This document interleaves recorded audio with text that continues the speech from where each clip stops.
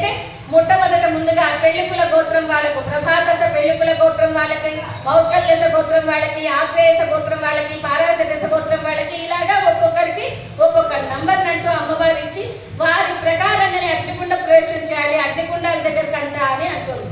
ఎప్పుడైతే ఈ అగ్నిగుండ ప్రవేశాలు చేయాలి అని అనుకుంటున్నారో అందరూ కూడా చాలా సంతోషంగా ఉన్నారు. ఎందుకంటే అమ్మవారితో పాటు అగ్నిగుండ ప్రవేశం చేస్తారు కదా అని అనేటువంటి.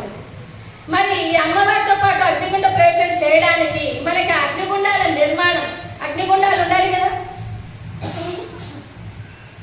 మల్హనులు అనేటువంటి ఆ నిర్మాణం, ఆర్కిటెక్చర్ అంటాం ఇప్పుడు, అతని ఆధ్వర్యంలో 102 గుండాలేమో దంపతులకి, ఒక గుండమేమో అమ్మవారికి, మొత్తం 103 అగ్నిగుండాలను నిర్మించమని కుసుమ శ్రేష్ఠి గారు అమ్మవారు చెప్పిన ప్రకారంగా కుసుమ శ్రేష్ఠి గారు ఆ మల్హనంకి చెప్పారు. మరి చెప్తానే అగ్నిగుండాలు నిర్మాణం చేయమని చేస్తారా? ఎవరైనా చచ్చిపోవడానికి గుంతదీవయ్య అంటే తీస్తారు ఎవరైనా? అయ్యో బాబాయ్ మాకు ముందు కేసు వస్తుంది మేము చేయమంటారు. అలాగా వాళ్ళకి ఇవన్నీ విషయాలు మొత్తం కథ అంతా వాళ్ళకి చెప్పాలి. ఇప్పుడు మేము కూడా మీకు అర్థం కాకపోతే మళ్ళీ చెప్పాలి మొదటి నుంచి కథ అంతా బాబాయ్ వద్దంటున్నారు అందరూ. అలాగా మొట్టమొదటి నుంచి కథ అంతా మా మల్హనునికి చెప్పి అప్పుడు ఆయన ద్వారా అగ్నిగుండాల నిర్మాణం చేయాలి అనుకుంటారు. వాళ్ళందరూ కూడా ఒక మీటింగ్ పెట్టుకొని సరే అగ్నిగుండాల నిర్మాణం చేస్తాం, మరి మాకేంటి అన్నారు. అప్పుడు ఈ ఆర్యవైశ్యులంతా కూడా మీటింగ్ పెట్టుకొని మనకు ముందు నుంచి ఉన్నటువంటి కృషి, గోరక్ష, వాణిజ్యాలలో మీకేం కావాలో కోరుకోండి అన్నారు. వాళ్ళేమో వాణిజ్యం కోరుకున్నారు మొట్టమొదట. అంతలో ఉన్నటువంటి పెద్దవాళ్ళు ఒక ఆయన వచ్చి ఏమిటయ్యా మీకేమైనా బుద్ధి ఉందేమనరా, వాళ్ళు ముందు నుంచి ఆర్యవైశ్యులు ఏది కష్టం చేసిన వాళ్ళు, భూమి పని మట్టి పని చేసిన వాళ్ళు కాదు వాళ్ళు, కనుక వాళ్ళకే వాణిజ్యం ఉండని, వ్యాపారం వాళ్ళకే ఉండని, మనకు కృషి గోరక్షణ మనం కోరుకుందామన్నారు. అంటే భూములు గోవులు.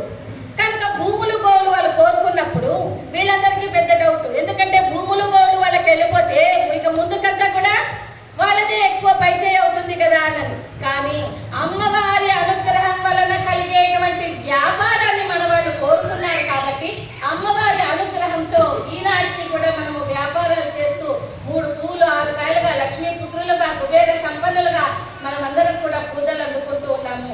ఆ విధంగా వ్యాపారాన్ని మనం పెట్టుకొని భూములు గోవులని ఆ నగరేశ్వరుని సన్నిధిలో, నగరేశ్వరునికి ఎదురుగా భూమి జనాలందరూ కూడా ప్రజలందరి సమక్షంలో, గురువు గారి సమక్షంలో కుసుమ శ్రేష్ఠి గారు కుసుమ అమ్మతో ఆ గంగా జలాన్ని తీసుకురాడు. అప్పుడు ఆ గంగా జలాన్ని ఆమె కుసుమాంబ ఇలా ధారపోస్తుంటే ఆ కుసుమ శ్రేష్ఠి గారి చేతుల మీదుగా ఆ మిగతా శూద్ర జనమంతా కూడా వాళ్ళు ఇలాగ నీళ్లు పట్టుకుని అది ధారపోస్తూ ఆ కృషి గోరక్షణను ధారపోశారు. అంటే ఒకనొకప్పుడు ద్వాపర యుగంలో మనకు కృషి గోరక్ష వాణిజ్యం వైశ్య ధర్మ స్వభావజం అనున్నది కరెక్టే. కానీ ఆ తర్వాత అమ్మవారు అగ్నిగుండ ప్రవేశానికి ముందుగానే ఇలాగ వాళ్ళకి గోవులను భూములు ఇచ్చారు. అప్పటి నుంచినే మనకు వీళ్ళందరూ కూడా ఎప్పుడైనా మీకు ఏం పండుగలు కావాలన్నా కూడా మీ పండుగలు పూజలకంతా కూడా మేము గోవు పాలను మేమే మీ ఇంటికి తెచ్చిస్తాం అని అంటూ అప్పటి నుంచి మనకు గోవుల నుంచి పాలంతా కూడా తెచ్చి ఇచ్చారు. ఈ రోజుల్లో అయితే ఏ నందిని గుడ్లెట్ పాలు వాడుతున్నారు, కానీ పూర్వమంతా వాళ్ళు మనకి ఆవు పాలు తీసుకొని వచ్చి ఇచ్చేటువంటి వారు. అందుకే ఇప్పటికీ కూడా గోవులంతా కూడా కొన్ని దేవాలయాల్లో, వాసవి దేవాలయాల్లో, కొన్ని దేవాలయాల్లో గోవులను కూడా పెడుతూ ఉన్నారు. ఆ పువ్వులు గోవులు కూడా ఇంకా అమ్మవారికి అలాగనే ఉన్నాయి. ఈ విధంగా ఉన్నటువంటి వ్యాపార దేవత, మనల్ని అనుగ్రహించే దేవత ఎవరమ్మా? వాసవి. మనకు వ్యాపారాన్ని అనుగ్రహించిన దేవత వాసవి. అయితే ఏమేమి వ్యాపారాలు చెయ్యకూడదు అనేది కూడా మనకు అమ్మవారు తెలియచేసింది. ఎన్నో వ్యాపారాలు చేస్తుంటాం, కానీ అందులో కొన్ని చెయ్యనివి కూడా ఉంటాయి.